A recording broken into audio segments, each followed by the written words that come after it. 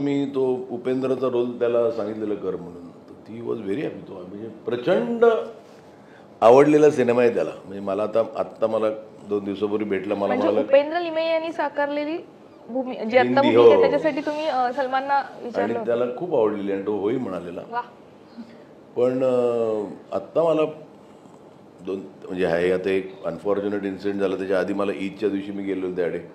मला भेटल्यावर पहिला प्रश्न विचारला, कधी दिखा रहा पिक्चर. उद्या सलीम साहेब बघतायत पिक्चर. हां, मग त्यांनी समोरून फोन केला, कभी दिखा रहा है. त्यांना सगळे माझे पिक्चर दाखवतो, कारण ॲज अ रायटर म्हणून मी खूपच ते नावच मोठं होतं.